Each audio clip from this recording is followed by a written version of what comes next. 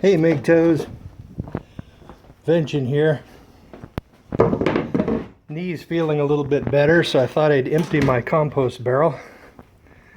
Gotta pump this tire up a little bit. One of these days I'm gonna put an inner tube in this thing.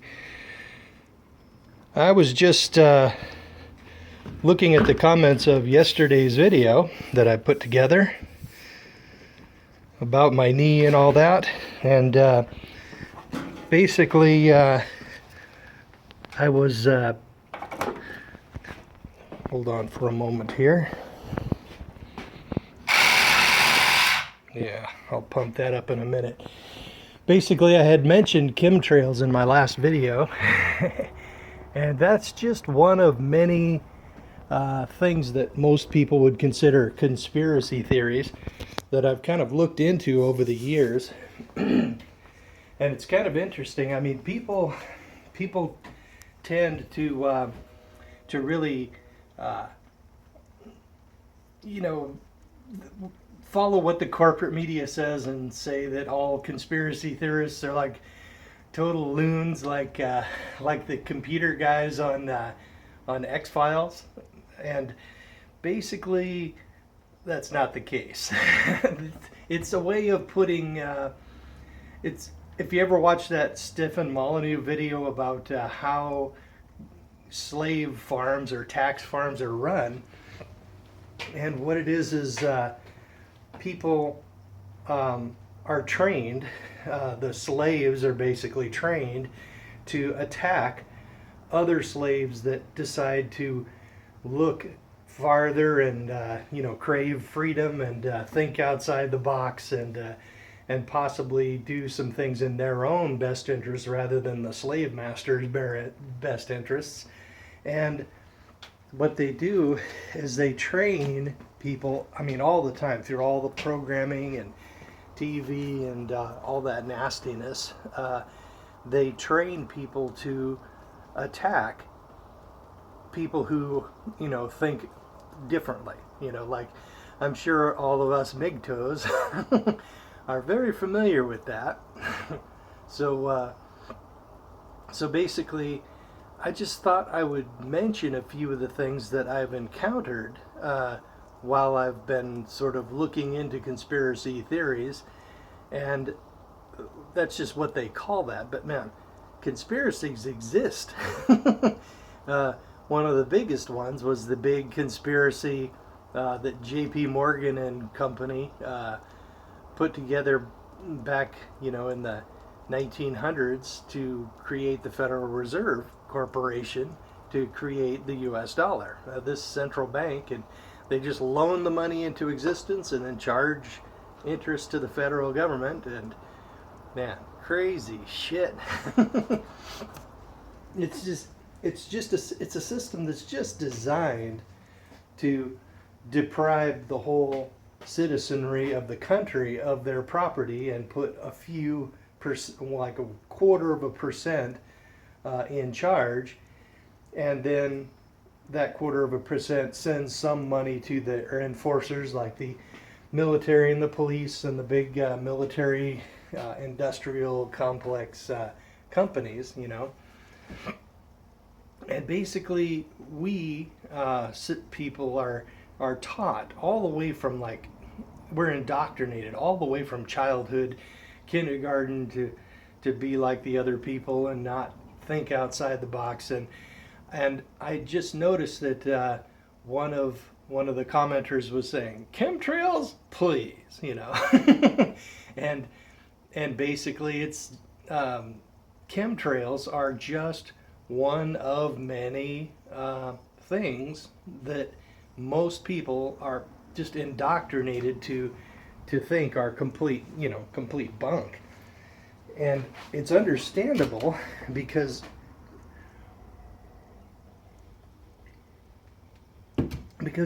from the day we're born, all the various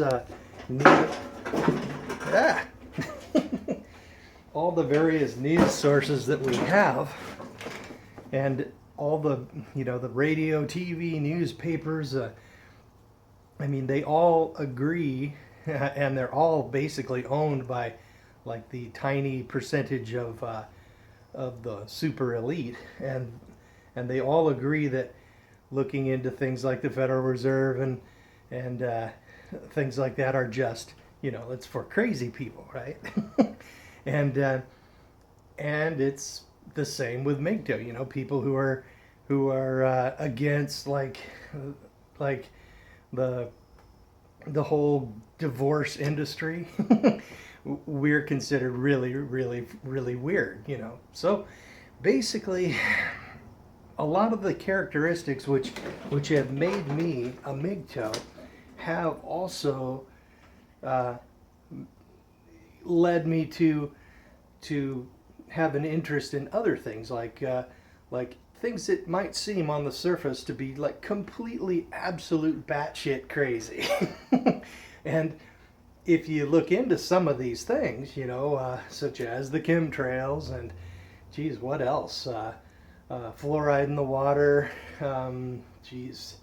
There's just tons of things. Like the inefficient nuclear reactors we use, and with the fuel right over the right over the reactor. The spent fuel, and man, Fukushima sure showed the error of that.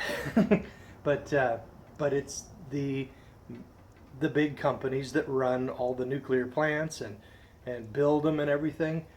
They basically cornered the market and prevented innovation, and we are then stuck with these 1950s nuclear reactors when we could be having thorium reactors and other amazing technologies. But there's no money in it for the big companies, so it just doesn't get done. So people who look into this sort of thing are considered conspiracy whack jobs. Now, in my travels through the weird conspiracy thing, and trust me, there's a lot of bullshit in these conspiracy theories. They're talking about shape-shifting aliens, and then they show pictures of people on videos, that obviously have just artifacts, video error artifacts that make people's eyes that are like slightly closed look like slits, and they say, oh, they're reptilians, and who knows? As far as I know, reptilians and all that, living on the moon and stuff, who knows? Maybe that's real, but probably not.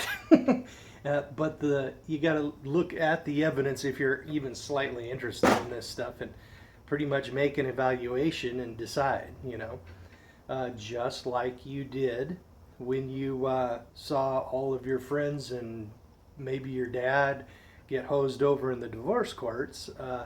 You then can decide what has validity and what doesn't.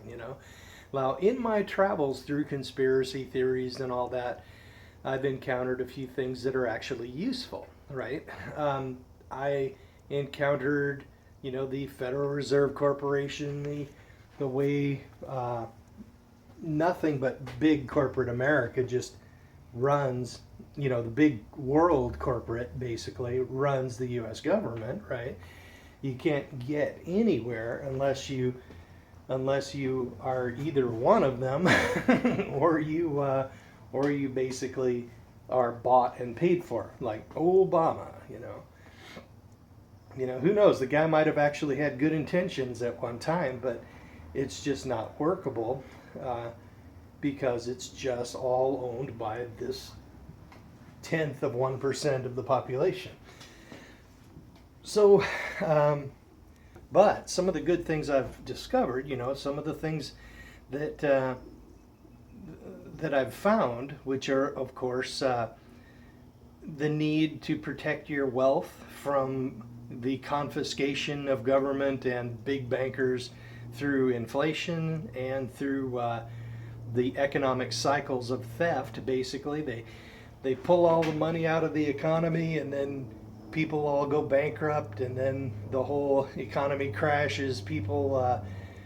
Companies go bankrupt, and then the people get laid off, and then they lose their houses, and then the feds or other organizations buy them up for like pennies on the dollar, try to rent them if they can, but if they can't, they just sit empty, and then about 3 or 4 years later, they let the money back into the economy, and the economy recovers, and people go back to work without their assets and in probably crappier and crappier jobs, and then they try to buy back the stuff that they lost through the big huge economic confiscation, right? And you can see it. It's just like a very slow heartbeat. About every 7 to 10 years, we get a big huge crash, and then the economy crashes for about 3 years, and then for 3, 4, or 5 years, you get a recovery period, right?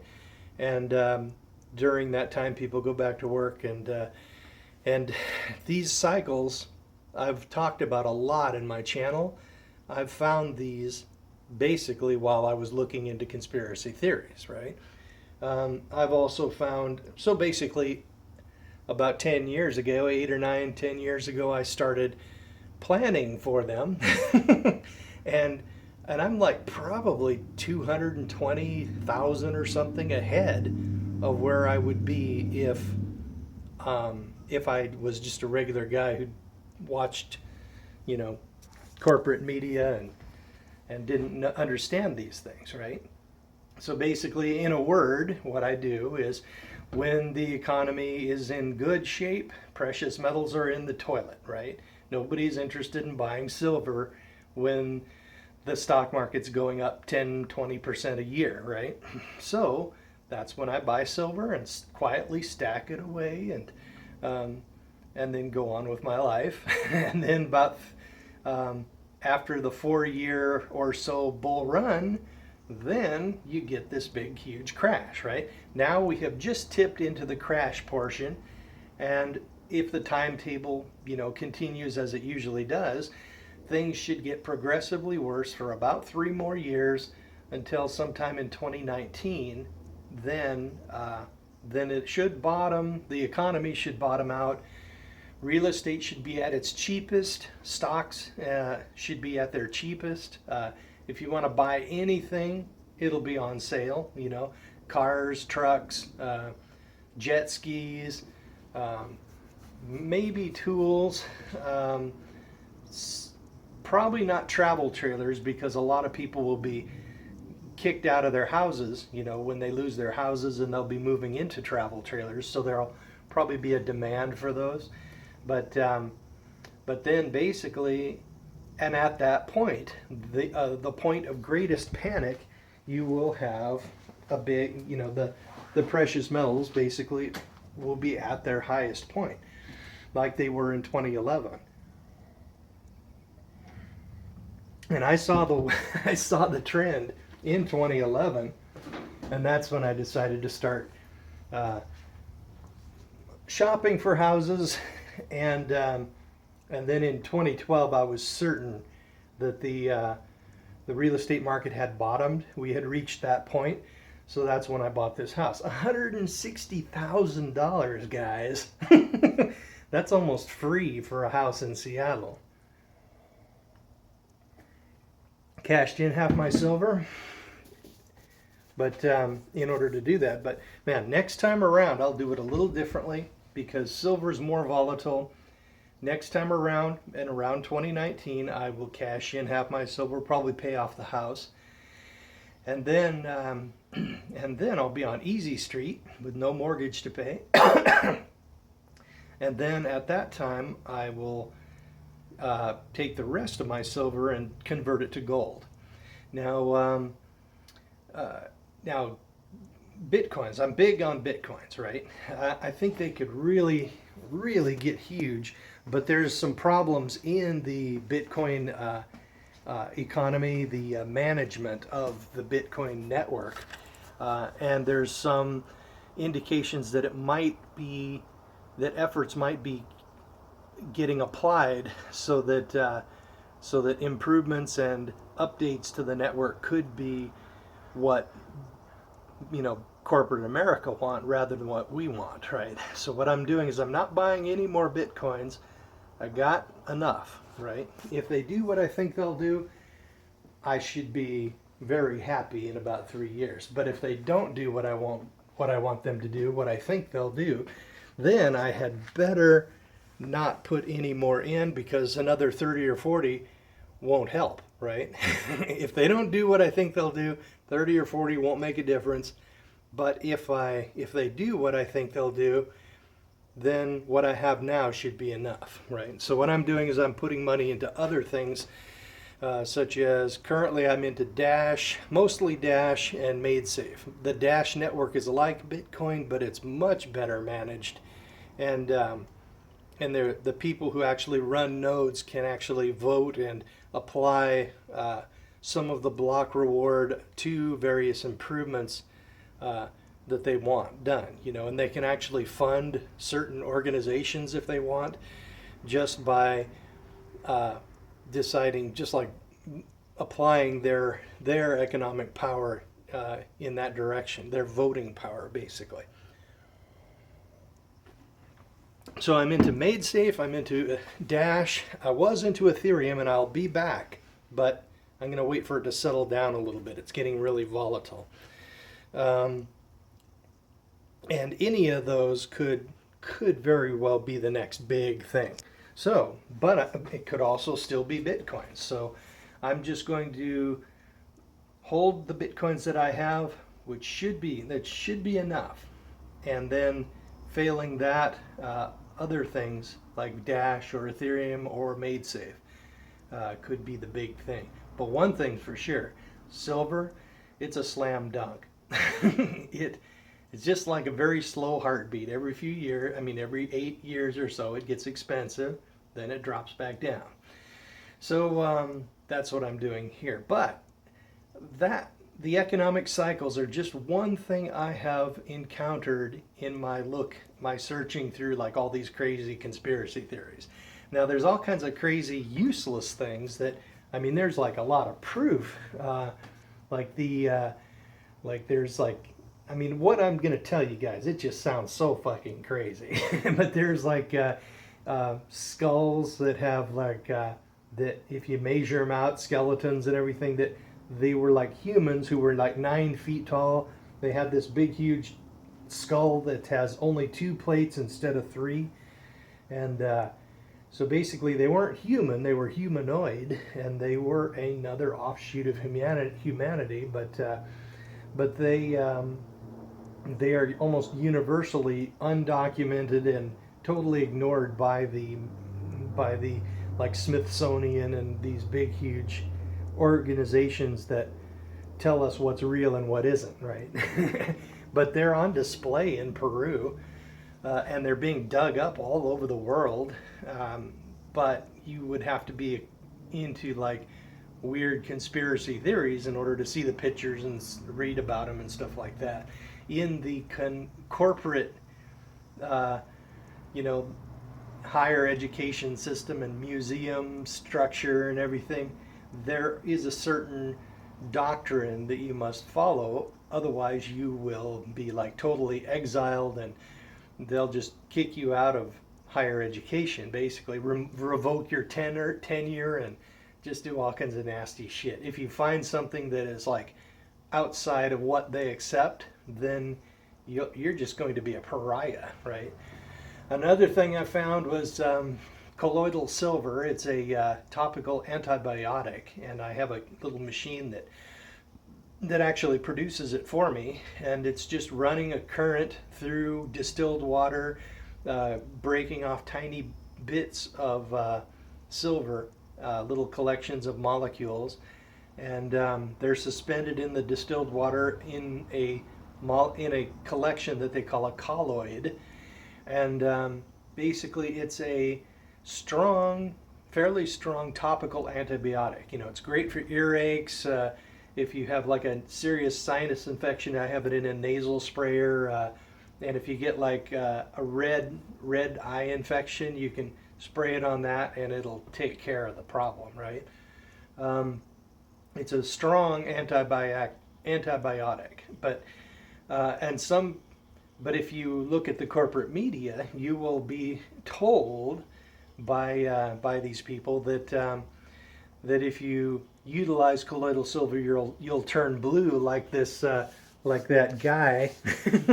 They had this one blue guy who basically just he had some kind of skin problem, and he made colloidal silver out of tap water, which is the big problem right there. You're supposed to use distilled water. The silver attached to the minerals, and then he drank like water glasses full of it. And then if that wasn't bad enough, he rubbed it all over his face, then went out into the sun, and he would every day, and he just developed like a photograph and turned blue, and people called him Papa Smurf. And the big pharma paid to fly him all over the country to medical conventions as a thing to discourage doctors from looking into colloidal silver, because they don't want you to do that because it's free. I mean, I can make gallons of the stuff, and big pharma doesn't profit at all from that. So what they want to do is they want to kill the market, or kill the interest in colloidal silver. So basically, you will be forced to purchase their antibiotics at extremely high rates and push their stock market up, right? What else have I found? I have found bloodroot salve. That's always a good one. If you have like big, huge moles and big, nasty things, see this thing on my face, this black thing? I have a big boil, like just a really nasty infected zit. I should watch my diet a little better. Anyway, you can take a little bit of that bloodroot salve and put it on a zit, or onto one of those suspicious looking moles that could be considered like pre-melanoma, and you can just put a little dab on there, and it'll kill abnormal skin cells much more easily than it'll kill normal skin cells. And then eventually the mole, after a couple of applications, it'll sort of shrink up and shrivel up and then fall right off, and leaving normal skin underneath, or maybe a scar.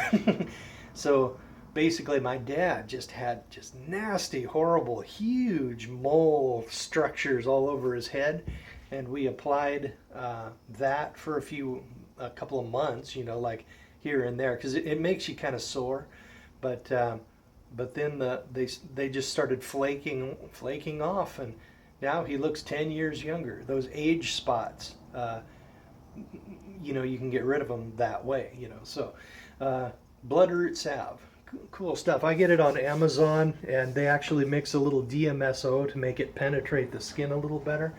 That's another thing I've found looking into weird things like this, things that most people don't even understand. Another thing is vitamin B17. Like if you're like in the conventional medical industry, you will be told that vitamin B17, what they call Amigdalyn, is just quackery, utter nonsense, and they won't test it. They won't investigate it. They just labeled it complete nonsense, and instead we are supposed to buy their extremely expensive cancer drugs, right? And there is a lot of anecdotal evidence that it works, but the thing is, you can't prove it, because the people whose proof are accepted also have a big profit motive to say that it's bunk and bullshit, because if they don't, it could put a serious hurt on their business model. So anytime somebody has a profit, or a company has a profit motive for finding something a certain way, you can't trust their objectivity, right? Just like the FDA, you can't trust them. Like Nutrasweet, that horrible, hideous toxic crap that they jammed down our throats into all of these diet sodas. What it is it's a compound of formaldehyde and it breaks down into when you drink it, it splits apart into formaldehyde and something else that's really toxic, but I can't remember what it was. Rubbing alcohol, yes. So basically it breaks down into methanol, rubbing alcohol, and embalming fluid, and then people are having health problems all over the place. But the thing is, they studied it in the FDA, and the scientists saw that all the rats were dying and getting cancer and becoming obese and going blind and getting diabetes and having just problem after problem. And they rejected it a couple of times. And then Donald Rumsfeld, that neocon, supposed conservative, he's not, he was a neoconservative criminal who just was working for the super uber elites, right? He basically took over the FDA, got put in charge of it, fired all the scientists that wouldn't play ball, and then miraculously they approved it. They called the cancers aberrations, and then they would operate on the little mouse and pull the cancerous tumor out and throw them back into the experiment, right?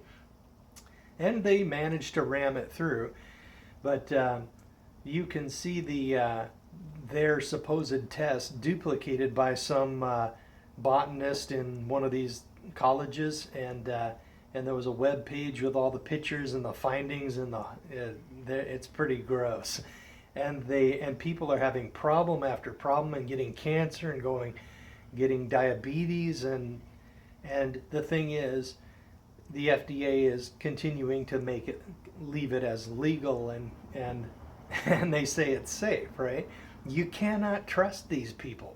And if you say to a normal person that you can't trust the FDA to tell you what's safe to eat, immediately they think of you as a conspiracy whack job who can't be trusted or even considered. Everything you say is just like meaningless to them, Those people are slaves. They'll just live their lives and then get, they'll have their money taken from them, and their homes will be taken from economic cycles, and their wealth will be confiscated through inflation. They'll be poisoned with fluoride, and they will be poisoned by aspartame, Nutrasweet, and they will have things available to them in the world that they could use to help themselves out, and they could study these weird conspiracy theories, and they could basically dodge around all of the crap that's coming down on us just like I do, right? And then they can have a better, lower stress, more peaceful, more prosperous, just more pleasant life, a longer life too, if they just started thinking out of the box a little bit. But most people are just incapable of that. So, and then so it was like yesterday's video. I made just one mention of chemtrails, the geoengineering thing where the chemtrails just shoot over the sky in a big grid pattern, and then they spread out, and then the whole sky is just this gray overcast thing. But basically, and a lot of even MGTOWs who are real open-minded thinkers and investigators who will look at evidence, and even though, man, it's a heartbreaking thing to see how marriage is just so horribly dangerous, right? They look at it and then they say, no, can't do it. It's a brutally hard thing to do, get out of the mainstream and choose a course on your own, even of your own, even though everybody else, so many people are just going moo right down the cattle chute. It's a lot. It's tempting to just go and follow right along and go moo like the rest of them, but MGTOW, we tend to look at that sort of thing, and we just say no, not doing it. We can't do it, and what I would hope is that a lot of my fellow MGTOW will be sort of more of an out-of-the-box thinker and a more open-minded about all of these things, and then those things that are profitable, such as the bloodroot salve. So it's going to get rid of this boil that I have like probably in a day, whereas if it was a normal zit it might last 5 days, right? And then of course those people will they will benefit from having this information, and even though, but if they try to tell anybody about it, man, they have to be real careful the way they phrase it and all that, because instantly, you know, they would look at you, right, and they would instantly compare you to all of those comedy skits on Saturday Night Live, if anybody even watches that anymore, and all of those comic, silly, geeky people. Like there was a movie a few years ago called Undercover Brother, and there was this one guy who was called Conspiracy Brother, and he was talking about all kinds of outlandish, completely crazy, wild shit. And then instantly, if we bring up shit, anything that's unusual like that, we are instantly considered like that guy. The guy, they just immediately go like moo, and then they see you, and then all they see is this crazy conspiracy theorist. And some of those people, you just can't help them. You know, you can point the way a little bit for them, but some of those people are just going to have to find their own destiny, and even though it's going to take them to an early grave, and they'll have a less pleasant, less wealthy, more stressful life, and a shorter life, sometimes you just can't help those people. So just thought I'd throw that out there. In other news, my knee is feeling a good deal better, although it's still screwed up. I've got an appointment tomorrow. I'm going to get the doctor to look at it. Maybe I'll get an MRI or something and see how damaging this is. Maybe physical therapy can fix it. I hope so. If not, if it's an actual torn meniscus, they might need to go in there and carve a little bit out so that it doesn't like flip up or, you know, cause problems. So hopefully we don't have to do anything like that. So I'm energetic enough. I'm going to go empty my compost tumbler over there, spread it on the hugel bed because it is jammed full, and basically we're getting too much compost in the kitchen, and because there's no place to put it now. So I'm going to have to dump that today. Ooh, man.